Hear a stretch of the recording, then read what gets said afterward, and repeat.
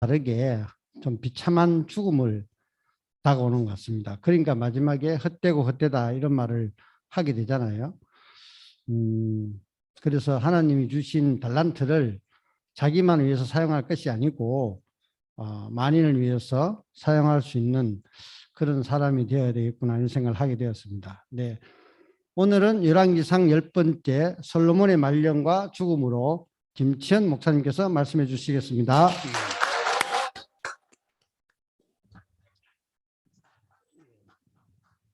우리 성화 형제가 예습과 복습을 한꺼번에 다 잘해 주셨습니다.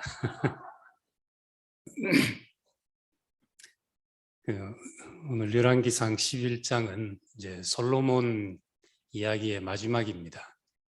그래서 솔로몬의 말년과 이제 죽음이라는 제목을 걸었고, 이제 죽음이니까 이 얘기가 이제 솔로몬의 마지막 이야기죠.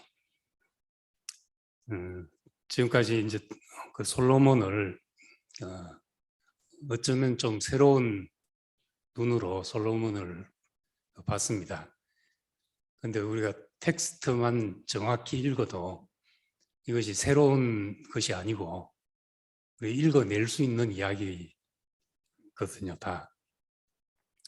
근데 저는 이제 왜 솔로몬을 이런 눈으로 이제 보게 되었는가 하는 이야기를 조금 먼저 하겠습니다. 어릴 때부터 이제 솔로몬 이야기를 들었으니까 뭐 좋은 얘기만 들었잖아요. 솔로몬은 하나님께 지혜를 구했고 부귀영화를 구하지 않고 지혜만 구한 사람이고 지혜로운 재판 거기다가 여호와의 성전을 짓고 시편과 잠언을 많이 쓰고 거기다 전도서와 아가서에 이제 그 유명한 말씀의 저자이기도 하고 이런 사람이 이제 나중에 대학 가서 성경을 좀 읽으니까 그 말년에 우상을 섬기고 이렇게 이제 타락을 했다. 우상을 섬기고 하나님을 떠났다. 이게 뭔지가 잘 해석이 안 되는 거예요. 우리는 잠언에도 은혜를 받고 전도서, 아가서에도 다 은혜를 받고 이것이 솔로몬이라는 인격을 통해서 나온 것이니까 이 사람이 얼마나 참 하나님의 사람이고 하나님의 말씀을 입으로 말해내는 사람이고 이런 사람인데 말년에 가니까 그렇게 우상 숭배자가 되고 마음이 여호와를 떠났고 대적들이 일어나고 솔로몬 때문에 결국 또 나라가 분열되는 이런 일이 일어나게 됐던 겁니다. 그래서 항상 이제 이게 좀 의문이었습니다. 그리고 옛날에는 지옥 가냐 천당 가냐 이런 데 관심이 있을 때는 이 사람이 과연 지옥 갔을까 천당 갔을까 이런 생각도 했었는데 이제 목사님을 만나고 초기에 이 질문을 제가 했었습니다. 솔로몬에 대해서 어떻게 생각을 하십니까? 그러니까 이제 목사님이 내가 뭐 솔로몬에 대해서는 별로 생각을 안 해봤는데 이러더라고요. 그래서 그 솔로몬이 이렇게 성전을 짓고 하나님의 말씀을 써낸 사람인데 말년에 우상 숭배하고 여호와를 떠났다. 그 모든 것이 헛되니까 아무 낙이 없다고 할 때가 가깝기 전에 청년의 때 여호와를 기억하라 이런 말을 한 사람이 어떻게 우상을 섬기고 떠날 수가 있었겠 그렇게 마음에 하나님을 떠날 수가 있냐 이제 이렇게 다시 물으니까 목사님 대답이 이제 구약의 인물들은 다 그 예표이다. 어떤 사람도 그냥 개인으로서 완전한 사람이 없고 예표기 때문에 만약에 구약의 인물이 완전했다면은 그러면 그리스도가 오시지 않아도 됐을지 모른다. 근데 이 사람들은 예표로서 다 부분적으로 우리에게 무엇을 드러내고 간 사람들이기 때문에 그래서 그리스도가 와야만 했다. 이제 이렇게 말해서 다소 해소가 됐습니다. 이 솔로몬에 대해서 그렇지. 그 인간은 그리스도가 오기 전까지는 다 이룰 수 있구나 이런 생각을 했습니다. 그래도 이제 조금 이게 다는 왜 이럴 수가 있을까 하는 것이 안 풀렸는데, 제가 이제 인천에 있던 교회 다닐 때 정말 뜨거운 교회였습니다. 그 성령 운동하고 그래서 처음 갈 때 막 그 분위기만 해도 저는 너무 좋았습니다. 그 교회 분위기가 냉랭한 장로교가 아니고 막 사람들이 뭔가 열기에 차 있고 이런 게 이제 느낌으로 전해오니까 처음 이력서 내려간 날부터 교회가 확 마음에 들었죠. 그렇게 했는데 이제 있으면서 점점 있으니까 막 뜨거운 건 여전한데 그 어떤 인간적인 어떤 것이 여실히 드러나는 겁니다. 주변에 작은 교회들이 있는데 막 저인망의선으로 그 교인들을 끌어들이듯이 총동원주의를 해서 다 불러서 등록시키고 막 신방 가게 하고 주변의 교회들은 죽든지 말든지 그리고 그 전도사님이나 부목사님으로 있던 분이 그만두고 근처로 뭐 인천 주변에서 개척을 하고 한다고 하면은 그 교구 맡은 분들과 주변 분들한테 단도리를 시키고 친했던 분들을 잘 파악해가지고 따라가지 않도록. 서울에 있던 어떤 교회는 그 교회에 있던 부목사님이 나가서 개척을 한다고 하면은 교인들 데리고 갈 사람 다 데리고 가라고. 그래서 어떤 때는 절반을 데리고 나간 때가 있을 정도로 이런 인격적으로 훌륭한 분도 계신데, 여기는 지금 몇천 명 되는 교회에 몇 명이 따라 나갈까봐 막 신경을 쓰는 이런 모습 하며 또 막 숫자를 몇 명 왔다는 걸 부풀리고 이제 뭐 하여튼 수도 없이 이것이 이제 교회의 모습인가 이런 데 대해서 회의가 한참 들고 이럴 때 제가 이제 목사님한테 그 질문을 했죠. 제가 이 교회에 올 때 이렇게 참 뜨거운 교회였는데 있다 보니까 갈라디아서에 있는 성령으로 시작했다가 육체로 마치겠냐 하는 말이 생각이 날 정도입니다. 그렇게 하니까 이제 목사님이 웃으면서 그 말은 어떻게 성령으로 시작한 게 어떻게 육체로 마치겠냐, 성령이 어째 육체가 되겠냐, 그 말은 시작이 육이기 때문에 그래서 육이 드러나는 것이다. 이제 이렇게 말하는 거예요. 이제 그 말에 저는 굉장히 많은 부분이 풀리게 됐습니다. 어떻게 하나님이 역사하시는데 그렇게 인간적인 미성숙이 드러날까? 이렇게 생각을 했는데, 이제 그때 이제 워치만니 영에 속한 사람 책을 읽고 그 2권에서 혼적인 능력으로도 내 생각 속에서 그 모든 것이 다 가능하다 하는 걸 보게 되면서 이런 일이 꼭 하나님으로부터 나서 인간이 뭐 잘못되고 이런 것이 아니라 그 시작부터가 문제겠구나. 이제 이런 생각을 하게 됐습니다. 사람이 이제 아픈 게 이렇게 드러날 때 내가 갑자기 이제 큰 병이 생겼다. 이건 알고 보면 내가 알기는 갑자기 알았지만은 갑작스러운 게 아니잖아요. 오랜 생활의 축적의 결과로 이제 그런 것이 나타나진 거죠. 우리가 눈에 보일 때, 내가 그 고통이 느껴질 때, 뭔가 드러날 때는 이미 많은 것들이 축적이 돼서 그런 일이 드러난다는 겁니다. 우리는 그걸 모르기 때문에 이제 어느 날 갑자기 그런 일이 생길 걸로 생각을 하죠. 그런데 그 사람을 깊이 들여다보면은 이미 오래전부터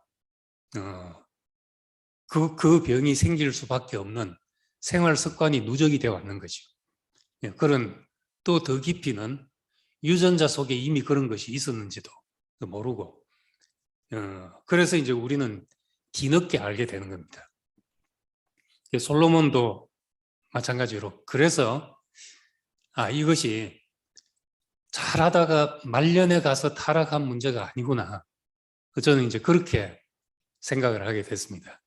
말년에 지금 표현은 이렇게 해서 11장에 와서 그 이제 마음이 여호와를 떠나고 우상 숭배하고 이렇게 해놨지만은 이건 이미 서서히 시작되어 온 일이 여기서 이제 병원에서 이제 3개월 남았습니다 하고 진단을 받는 것과 마찬가지의 일이라는 것이죠. 우리가 그렇게 안다면은 이제 이 솔로몬을 처음부터 이제 그런 의심을 가지고 들여다볼 필요가 있는 겁니다. 잘 나가다가 그런 것이 아니라 시작부터가 문제가 있지 않았나. 그 시작이 뭔가 우리가 이걸 보면은 우리 인생을 들여다볼 때도 좀 더 일찍 진단이 되고 조기 진단을 하면은 이제 병을 빨리 더 쉽게 고칠 수가 있죠. 미국 대통령들이 다 장수한다고 그러는데 수명이 길고 오래 산다고 하는데 그 이유가 조기 진단을 하기 때문에 병원에서 항상 체크하고 건강 체크를 하고 그러기 이제 주치의가 체크를 하고 그러기 때문에 그렇다는 기사를 본 적이 있습니다. 그러니까 우리도 만약에 우리를 그렇게 하나님의 말씀 안에서 우리를 들여다보는 눈이 있다면 문제가 불거지기 전에 우리에게 뭐가 솔로몬의 말대로 아무 낙이 없다 할 해가 가깝기 전에 우린 우리의 근본으로 다시 돌아갈 수가 있습니다. 그래서 솔로몬의 마음이 여호와를 떠났다 하는 이제 이 떠난 것은 말년의 일이 아니라 성경을 쭉 읽어봐도 처음부터 그랬구나 하는 것을 우리가 보게 되는 겁니다. 처음부터 그런 사람이 아니었나 우리가 그런 눈으로 이제 지금까지 들여다본 겁니다. 11장 1절부터는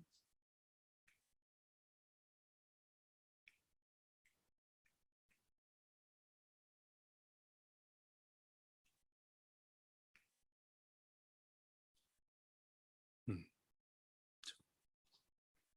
11장 1절부터 이제 솔로몬의 여자들 이야기가 나옵니다.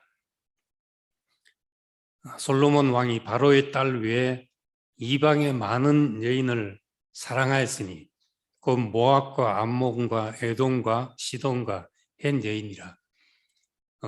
그렇게 해서 3절에 후궁이 700명이요 첩이 300명이라. 그의 여인들이 왕의 마음을 돌아서게 하였다 이렇게 말합니다. 물론 이제 바로의 딸과 결혼을 할 때 이건 이제 그냥 누가 봐도 이런 결혼이 고대에 정략적으로 있었다는 것을 알 수 있죠. 그렇게 해서 화친을 맺고 그 사동 그 관계를 맺어서 바로 왕이 이제 장인어른이 됐으니까 사위 나라를 치겠습니까? 주겠습니까? 이런 식으로 해서 이제 나라의 안정을 가져가고 했는데 솔로몬은 에너지가 넘치는 사람이라서 그런지 모르겠는데 그 많은 여인을 다 사랑했다고 합니다. 다 사랑했다. 사랑하면 이제 빠져들게 되지요. 1000명을 어떻게 다 사랑할 수 있는가? 저 같은 사람은 도무지 상상이 안 되는데 이름이나 다 기억했을까? 1년에 한 방씩 들어간다 해도 뭐 3년에 한 번, 3년에 한 번 만날까 말까 하는 후궁, 너무 넘치는 사람이라서 하루에 방을 2번 바꿔서 잔다 하더라도 하여튼 뭐 그렇습니다. 근데 이 여인들을 사랑했는데 이 사랑하면은 이제 우리말에도 이제 백엔맛 송사를 못 이긴다고, 이제 베개 옆에서 속삭이는 그 말들을 아무리 남자가 힘이 세도 이겨낼 수가 없다는 거죠. 옛날에 이제 뭐 대가족 제도 할 때는 낮에 있었던 일 밤에 누워가지고 시어머니가 이랬고 시아버지가 이랬고 다 일러주잖아요. 그러면 처음에 무슨 소리 하다가도 그게 다 들어오게 되고, 여자 말 이겨내는 장사가 없다고 말하는 게 이제 그래서 그런 거죠. 이 많은 여인들을 사랑하다 보니까 말을 듣게 되고, 그래서 여인들이 왕의 마음을 사로잡아서 왕의 마음을 돌아서게 그렇게 했습니다. 그러다 보니까 이제 이 여자들이 다 이방 여자잖아요. 대부분 이방의 많은 여인을 사랑했다 이랬어요. 이방 여자니까 당시만 해도 다 다신교 사회였습니다. 지금은 이제 중동에서 난 종교가 유대교, 기독교, 이슬람 다 유일신 종교가 돼가지고 막 이거 아니면 뭐 아니면 또 다른 식으로 이렇게 되니까 지금 세계에 가장 위협이 되는 것이 됐지만은, 원래는 이 중동이 다신교 사회였죠. 여호와라는 것은 이스라엘의 신이었고 각 나라마다 자기들의 신이 있었고, 전쟁을 할 때는 그냥 뭐 사람끼리 싸운 게 아니라 신들의 전쟁으로 생각을 했던 겁니다. 우리가 여호와가 우상들과 싸운다 이런 마음으로 이제 전쟁을 했던 거죠. 근데 이제 다 화친을 맺고 여자들이 자기들이 믿는 하나님 신들을 가지고 들어오니까 이제 야금야금 들어와서 솔로몬도 그 신을 섬기고 또 그 신을 위해 신전을 지어주고 산당을 지어주고 제사를 지내고 이러기 시작했다는 겁니다. 이게 말년의 일이라기보다 말년에 늙어서 뭐 부인들도 다 늙었을 텐데 뭐 그 말 잘 들었겠어요. 다 젊어서 일어난 일들이죠. 여자가 가장 이쁠 때 그 말 안 들을 수가 없어가지고 이제 우상을 받아들이고 이렇게 했다고 본다면은 이미 진행된 일이라는 걸 볼 수 있습니다. 근데 여기 이제 솔로몬의 나이가 많을 때 그 여인들이 그 마음을 돌려 다른 신에게 따르게 했는데, 그 다른 신들의 이제 일부 면면을 보면은 시돈 사람의 여신 아수더를 따르고 암몬 사람의 가정한 밀곰을 따르고, 밀곰이 우리말 뭐 백곰 헛곰 하는 그런 게 아니고 밀곰 자체가 신 이름입니다. 그리고 그모스, 몰록 이런 신을 섬겼는데, 아스타롯은 그 가나안 땅에 원래 이제 가장 중요한 신이었던 바알 신의 아내 되는 신입니다. 그 여신. 바알 신은 농경 사회에서 이제 풍요를 가져다 주는 그런 신으로 섬겼습니다.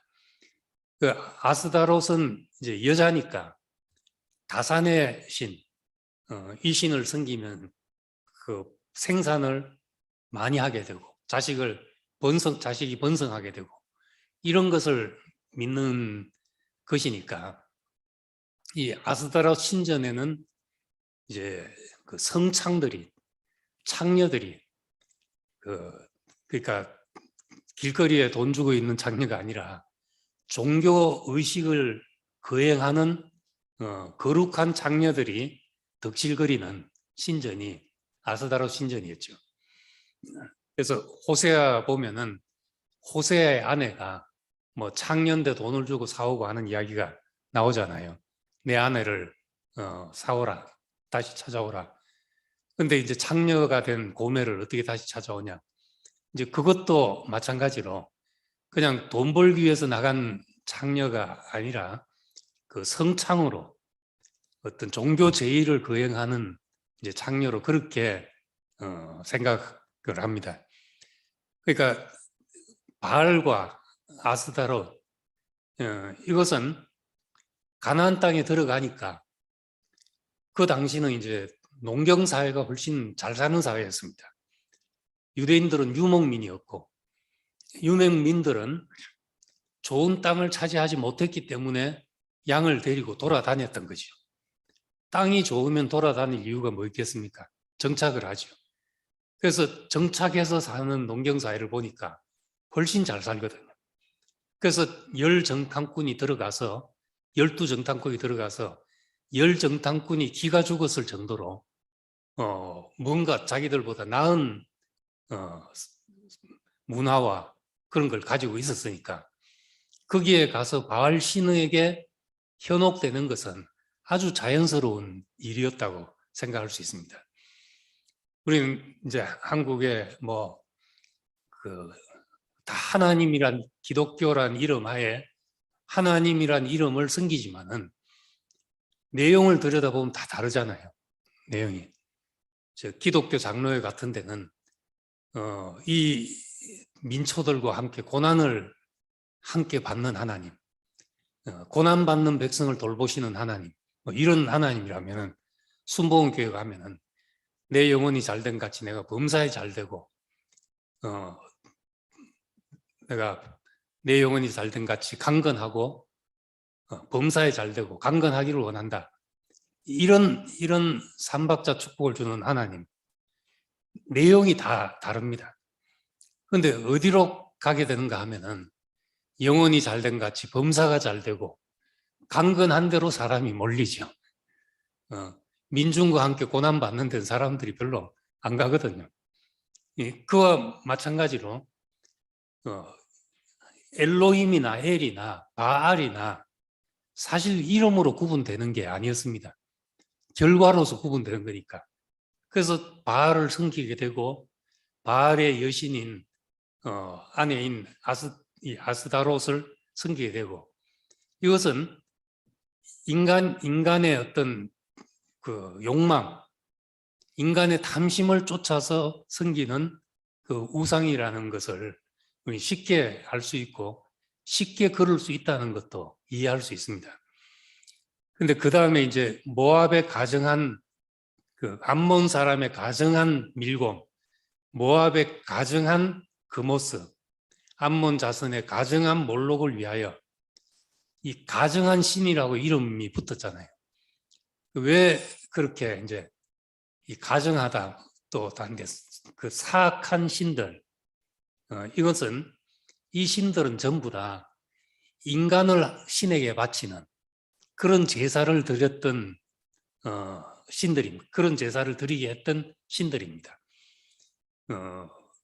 그러니까 어린아이를 바치고 뭐 처녀를 갖다 바치고 그 인간을 바치는 그런 제사를 드렸던 곳이니까 그것이 이제 얼마나 이제 이게 사악한 것이겠습니까?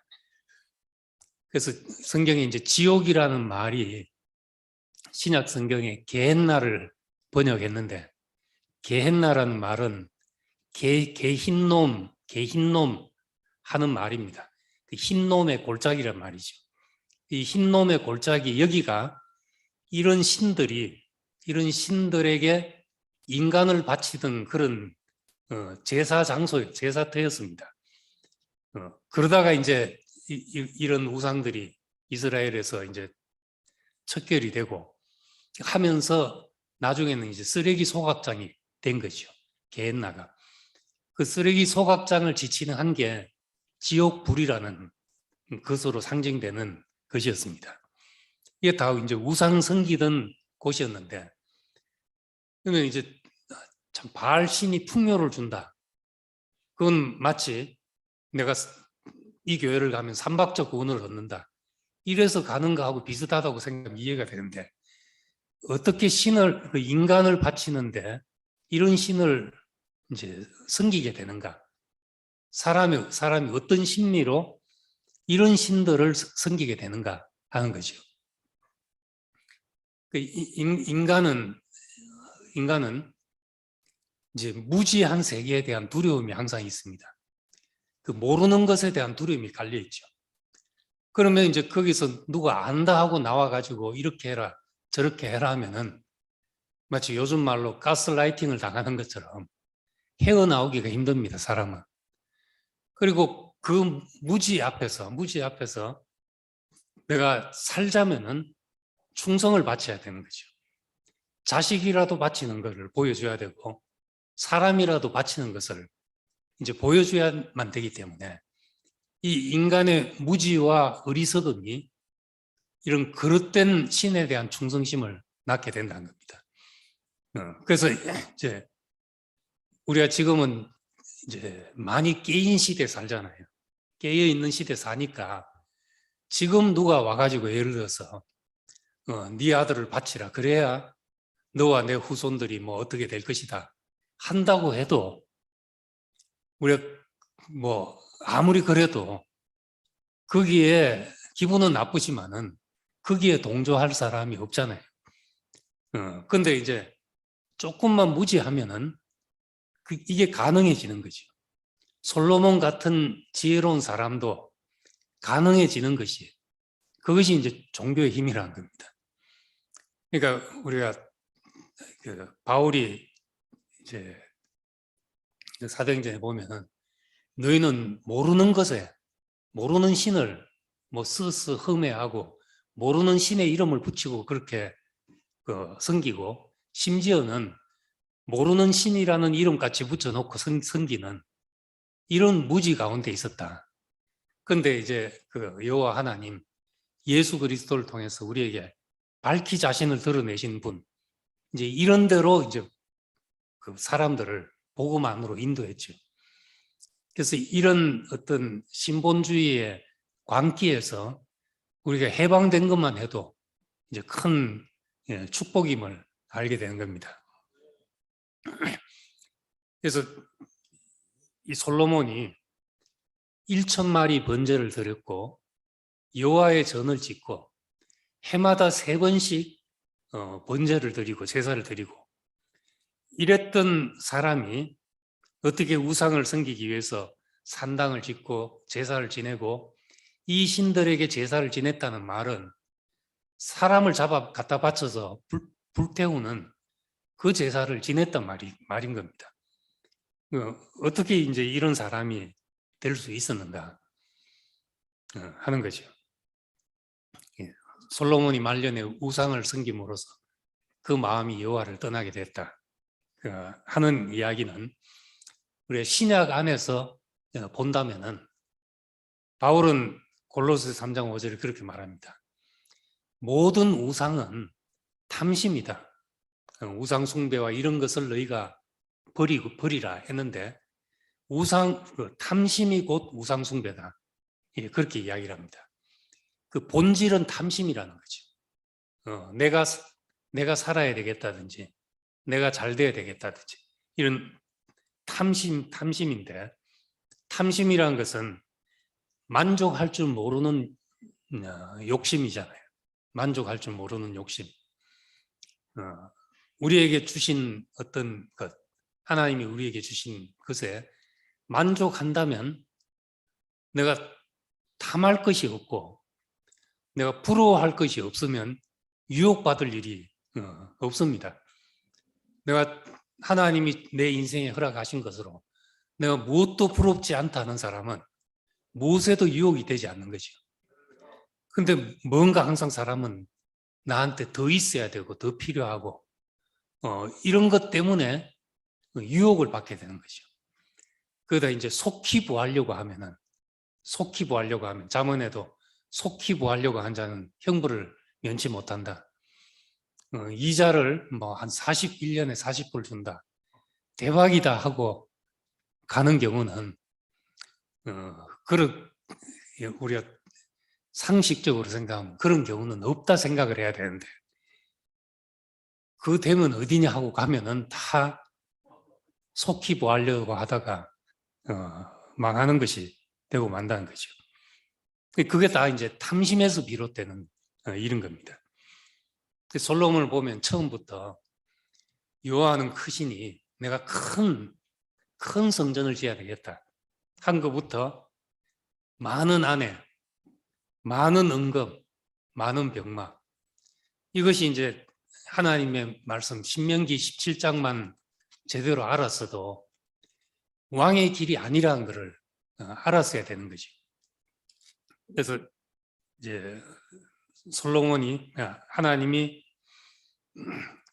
이제 솔로몬에게 나타나실 때마다 하신 말씀이, 여기 보면 9절에 보면 솔로몬의 마음을 돌려 이스라엘 여호와 하나님을 떠남으로, 솔로몬이 마음을 돌려 이스라엘 하나님 여호와를 떠남으로 여호와께서 그에게 진노하시네. 여호와께서 일찍이 2번이나 그에게 나타나시고 그 일에 대하여 명하사 다른 신을 따르지 말라 하셨고, 다른 신을, 그 앞에 보면 2절에 보면은 여호와께서 일찍이 여러 백성에 대해서 말씀하시기를 너희는 서로 통혼하지 말며 그렇게 하면은 그들이 반드시 너희의 마음을 돌려 그들의 신을 따르게 하리라, 이런 경고를 하나님이 일찍이 말씀하셨는데 솔로몬이 따르지 않았다는 겁니다.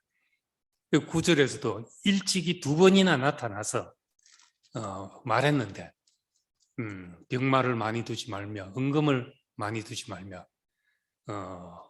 여자를 많이 두지 말며 했는데도 솔로몬은 다 그 길로 갔다 하는 거지. 이건 이제 처음부터 말한 대로 이거는 이제 이스라엘이 망하고 나서 역사를 돌아보면서 이제 반성하는 눈으로 열왕기 상하를 써내려 갔죠. 그러니까 솔로몬이 어디서부터 빗나갔는가를 알고 쓴 말씀이라고 할 수 있습니다. 내가 내 언약과 내 명령한 법도를 지키지 아니하였으니 그래서 내가 반드시 이 나라를 네게서 빼앗아 네 신하에게 주리라. 그러나 네 아버지 다윗을 위하여 내 세대는 이 일을 행하지 아니하고 하는 말씀을 이제 하게 됐습니다. 그러니까 이 솔로몬을 움직인 것이 뭔가, 그것이 과연 하나님에 대한 열심이었는가, 하나님에 대한 열심이었는가. 우리가 그렇게만 순진하게 생각할 수가 없고, 오히려 그 여호와의 전을 짓겠다는 사명 뒤에 큰 집, 많은 아내, 많은 은금을 생각하고 있는 솔로몬의 우상, 솔로몬의 탐심이 이런 길을 가게 해서 말년에 이것이 드러나게 그렇게 했다는 걸 보게 됩니다. 그래서 이제 조심스럽게 이야기하는 것은 그는 처음부터 우상 숭배자였는지 모른다. 그의 출발이 탐심이었는지 모른다는 겁니다. 근데 이제 여기서 이제 이것 때문에 뒤에 나라가 이제 갈라지게 되는, 솔로몬 이후에 갈라지는 것을 11장에서 계속 예언하고 있습니다. 법도를 지키면 내 나라가 영원하지만 법도를 지키지 않으면 내 나라가 나눠지게 될 것이고, 그렇지만 다윗에게 한 약속 때문에 언약은 한 줄기 남겨놓겠다, 이제 이런 말씀들을 했는데, 그 다음 이제 14절부터 40절까지 보면은 솔로몬의 대적들이 일어나는 것을 보게 됩니다. 솔로몬의 대적, 세 대적이 일어나는데 14절에 보면 에돔 사람 하닷이 일어납니다.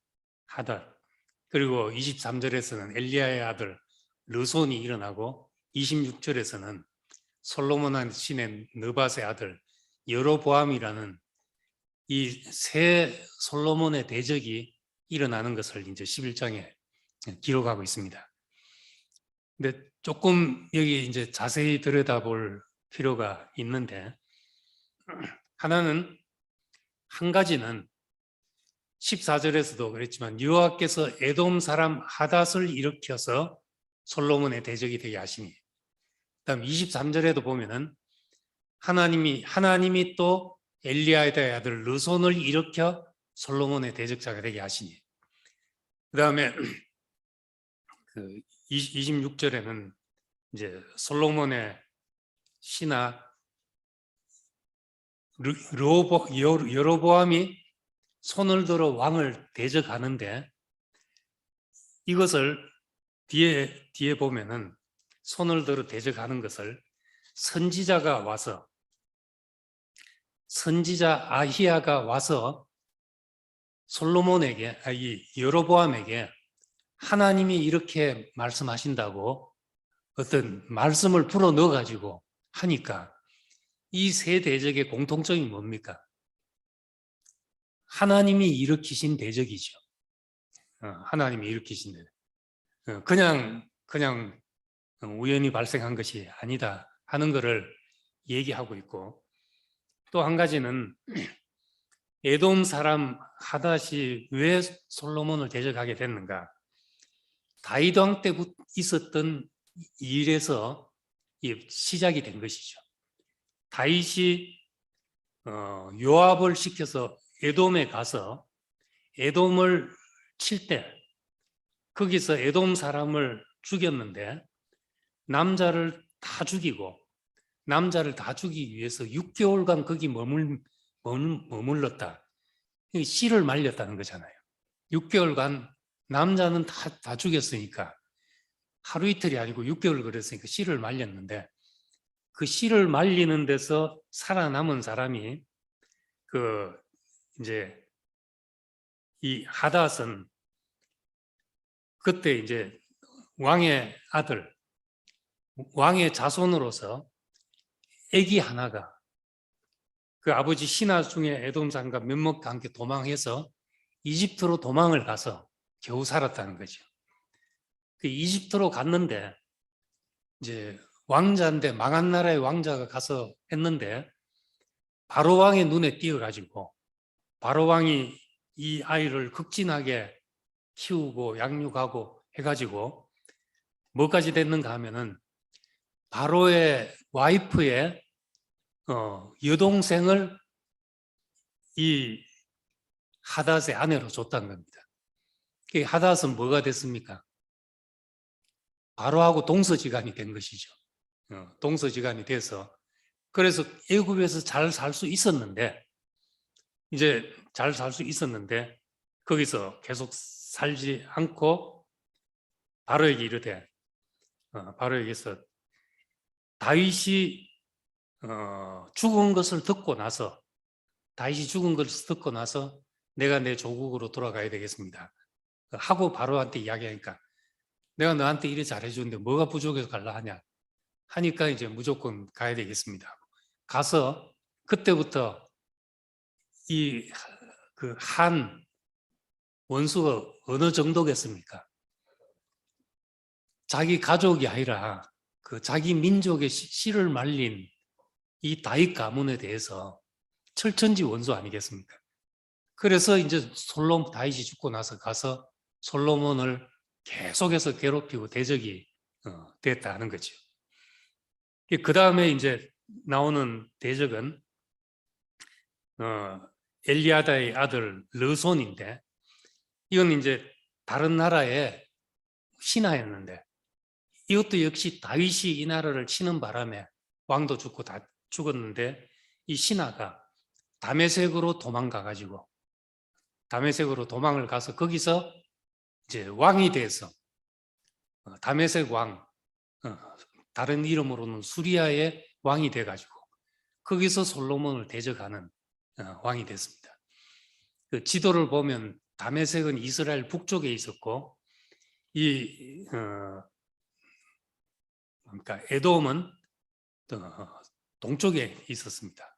동남쪽에 이 나라가 있었는데, 에돔은, 그러니까 북쪽에서 남쪽으로 이 적이 계속 사방으로 생겨나고 있는 형국이죠. 근데 그 다음에 나오는 이 여로보암은, 잘 보면은 이 사람은 26절에 보면은 에브라임 족속인 스레다 사람인데, 그의 어머니의 이름은 스루아이니 과부더라 이렇게 말했습니다. 그 과부 밑에서 자랐으니까 어떻겠습니까? 뭐 어렵게 자랐겠죠. 어렵게 자라서 요즘은 뭐 능력 있는 여자들은 과부라도 막 그 능력 있게 살아서 혼자서 막 가정을 이루고 가지고 이런 여자들도 많지만은 그 시대의 여자는 남편 없으면 살기가 힘든 그런 시대였으니까 과부들의 이 이야기를 써놓은 것은 이 여로보암이 아주 열악한 환경 속에서 자라났는데 솔로몬의 건설 현장에 솔로몬이 밀로를 건축할 때 거기서 솔로몬 눈에 띄어가지고 이놈 일 잘하네 이래 된 거죠. 똑똑하고 일 잘하네. 그래가지고 요셉 족속의 일을 감독하게 했다. 요셉 족속의 공사 총감독이 되었다는 겁니다. 그 요셉 족속이라는 게 있는 따로 있지가 않고 요셉의 아들 누구 있습니까? 에브라임과 므낫세가 요셉의 아들이지요. 요셉에게는 두 몫을 준 거죠. 에브라임과 므낫세. 그 두 지파의 총감독으로 삼았는데 이 사람도 여로보암도 에브라임 족속이니까 요셉 지파죠. 유다 지파를 제외하고는 제일 큰 지파가 이 에브라임 지파였습니다.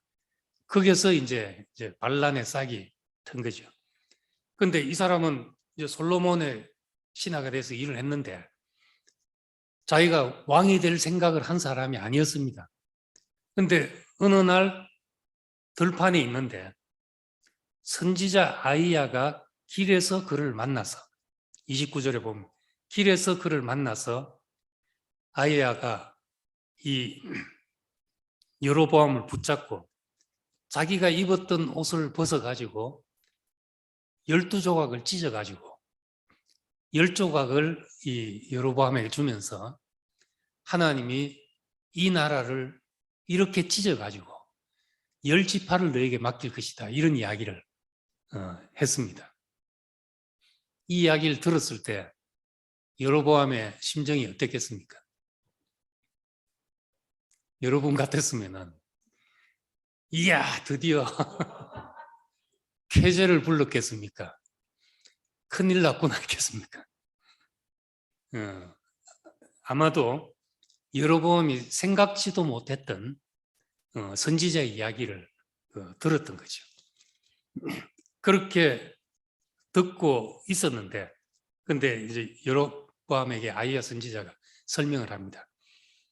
솔로몬이 이렇게 하나님의 은혜를 베풀었는데 우상을 섬기고 해서 하나님이 이제 10지파를 나눠서 너에게 맡기고 다윗 왕을 생각해서 한 지파를 남겨두실 것이다. 이제 이렇게 이제 예언을 했습니다.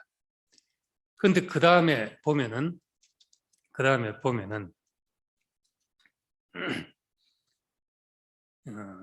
40절에 보면은 이제 이렇게 이야기를 했는데 40절에 보면 이러므로 솔로몬이 여로보암을 죽이려 하며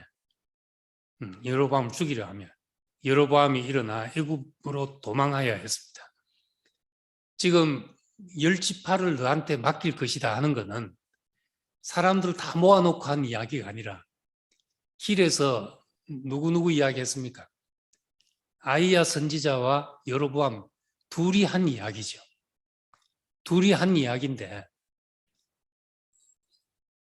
솔로몬이 못 들었죠. 지금 못 들었는데 솔로몬이 여로보암을 죽이려 하며 갑자기 이렇게 나옵니다. 그럼 어떻게 솔로몬은 알았을까요? 솔로몬이 저 녀석이 나라를 반잘라 갈 것이다. 솔로몬이 어떻게 알고 솔로몬을 죽였겠습니까? 솔로몬이 여로보암을 죽이려 했겠습니까? 이것은 이제 사울 왕 때를 생각해 보면은 사울이 왜 다윗을 죽이려 했습니까? 사울이 민심이 다 다윗에게로 가서 그런 거죠. 사울이 죽인 자는 천천히 이르되 다윗이 죽인 자는 만만이다. 이 소리를 듣고 이제 빡치기 시작한 것이죠. 그 말은 이제 민심이 다윗에게로 가는 걸 보고 안 되겠다, 죽여야겠다 한 것처럼 이것도 마찬가지로 이걸 들은 건 아닌데 백성들의 마음이 이미 솔로몬을 떠나고 있었다는 것을 여기서 이제 볼 수가 있는 겁니다. 그런데 여로보암이 어디로 갔느냐? 도망을 갔는데 다윗은 이제 겨우 광야로 튀었지만은 여로보암은 이집트까지 도망을 갔습니다. 이집트까지 도망을 가는데 자 그러면 이 세 대적이 일어났는데 세 대적 공통점이 뭡니까? 하닷도 이집트로 도망가서 거기서 바로 왕의 총애를 받아서 힘을 키워서 나와서 솔로몬의 대적이 됐죠. 그 다음에 여로보암도 이집트로 가서 거기서 이제 전열을 정비하고 솔로몬이 죽고 다시 올라오게 됐다는 겁니다. 그럼 이 이집트에서 솔로몬의 대적들이 다 키워져서 올라온 것이잖아요. 그럼 이제 이건 뭘 말하는가? 지금 처음부터 돌아가서 생각하면 3장 1절에 솔로몬이 이제 나라를 이제 뭡니까? 적들을 이 정권이 위협이 된 사람을 다 처단하고 했을 때 3장 1절에 바로의 딸을 아내로 맞았다는 이야기를 3장 1절에 처음 이야기를 합니다. 이건 솔로몬의 일생 동안 그 정책이 우리가 말하자면 남방 정책을 편 거죠. 솔로몬은. 북방은 소홀히 하고 놔두고 그 예로 북방에 있는 갈릴리 지역 그 지역을 어떻게 했습니까? 저 두로왕 시돈에게 당신 가지시오 해버렸잖아요. 북방은 소홀히 하고 남쪽으로는 그게 보면은 남쪽으로 배를 만들어서 바다에 배를 만들어서 띄웠다 그랬죠. 그리고 남쪽에 솔로몬이 그 바로 왕의 딸을 아내로 삼고 남쪽으로 가서 금을 실어 나르고 계속 솔로몬은 이제 남방 정책을 펴고 거기다가 이제 이집트라는 큰 나라를 자기의 완전히 처갓집으로 든든한 후원자로 이렇게 의지했다는 것을 쭉 보면 알 수가 있죠. 그래서 평화를 기했던 겁니다. 그런데 자기가 의지했던 이집트에서 뭐가 나옵니까? 적이 계속 자라서 나오는 거죠. 그래서 이거를 이제 뭐라고 표현하면 좋겠습니까? 믿는 도끼에 발톱 찍힌다. 뭐 믿을 놈 아무도 없다. 내가 내가 믿었던 것에서 내가 의지했던 것에서 나를 치는 것이 또 나오게 됐다는 거죠. 이 열왕기서의 교훈으로 생각한다면은 열왕기서의 주된 교훈은 네가 여호와의 말씀을 따라야 된다 이거잖아요. 하나님의 말씀을 따라야 된다. 하나님의 말씀에 청종하면 네 나라가 영원할 것이고 지키신 것은 하나님이시다. 그래서 시편 128편에 있듯이 여호와께서 성을 지키지 않으면 여호와께서 집을 세우지 않으면 세우는 자의 수고가 헛되며 여호와께서 성을 지키지 않으시면 파수꾼의 경성함이 허사로다. 이게 솔로몬의 시라는 겁니다. 솔로몬이 일생 가져야 될 교훈이 그것인데 실제로 솔로몬의 행적은 남방으로 가서 바로를 의지하고 살았던 일생이었던 거죠. 바로의 힘을 의지하고. 그러니까 거기에서 적들이 길러져 나와서 그 솔로몬을 친다는 것은 이 역사의 아이러니기도 하고 우리가 이 말씀에서 되새긴다면 내가 무엇도 내 그것이 힘이었든지 사람이었든지 나의 재능이었든지 무엇도 그것이 내 의지가 되면은 오히려 그것 때문에 내가 망할 수가 있는 것이다. 이렇게 되는 것이고, 하나님 앞에 서 있는 사람으로 제가 이 이야기를 자주 하게 되는데, 그건 내가 사람이 뭐 나를 편들어 준다고 그게 의지가 될 수 없고, 내가 무엇을 잘한다고 그게 내 의지가 될 수 없고, 내가 하나님의 말씀 앞에 서서 살아가는 사람으로 이것이 우리 일생이 되지 않으면은 내가 의지했던 것에 의해서 내가 무너질 수 있는 사람이 된다는 겁니다. 그래서 이 40년 솔로몬의 통치를 마치고 이제 마지막에 보면은 왕의 규례 솔로몬이 마지막 절에 그의 조상과 함께 자매 그 아버지 다윗의 성읍에 장사되고 그 아들 르호보암이 대신하여 왕이 되었다. 이렇게 하고 마쳐졌는데, 이 다윗이 죽어서 장사 지낼 때는 어쨌든 나라가 든든했지만은 솔로몬은 나라가 갈라지기 직전에 죽은 사람이 됐던 거죠. 그는 나라가 분열될 수밖에 없는 이제 직접적인 이유를 남기고 죽은 사람이 됐던 겁니다. 그가 썼다고 하는 전도서 말씀을 우리가 인용해 본다면은 1장 2절에 전도자가 가라되 헛되고 헛되며 헛되고 헛되니 모든 것이 헛되도다. 헛되다는 말을 5번 반복하면서 사람이 헤아려서 수고하는 모든 것이 자기에게 무엇이 유익한고 한 세대는 가고 한 세대는 땅은 영원히 있도다. 모든 것이 헛되다 이 말을 할 때 이스라엘 사람들에는 이 말을 할 때마다 항상 솔로몬의 부귀영화가 그 배경에 깔려 있는 거죠. 정말 인생은 헛된 것이야 할 때 떠올리는 사람이 이 사람이 되었다는 겁니다. 예수님은 마태복음 6장에서 비유하면서 덜에 핀 백합화를 보라. 덜에 핀 백합화를 보라. 솔로몬의 모든 영광으로도 입은 것이 이 꽃 하나만 갖지 못하느니라. 이 백합화라는 것이 요즘 우리가 보는 그 꽃집에 가서 보는 그 백합화가 아니고 그 들꽃 같은 백합화, 아주 작은 들꽃 같은 그런 예수님이 덜에 핀 백합화를 보라 할 때는 아주 조그마한 제비꽃만한 그런 이제 꽃들을 이야기합니다. 그 꽃 하나도 솔로몬의 모든 영광으로도 이 꽃 하나가 입은 것만 못하다. 이런 데 비유되는 사람이었던 거죠. 그러니까 우리는 솔로몬이 한 일의 가치를 두지 않고 솔로몬이란 사람, 하나님 앞에서 이 사람을 본다면은 우리가 거품 쫙 빼고 진짜 무엇을 이 사람에게 건질 것인가 우리 다시 생각해 보야 되는 겁니다.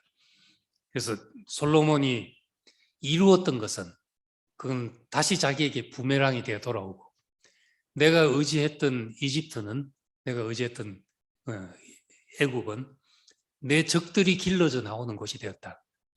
우리가 그렇게 생각하고 이 원리가 늘 하나님 말씀 안에 흐르는 원리라고 생각한다면 성경에 뭐 사람을 의지하지 말라.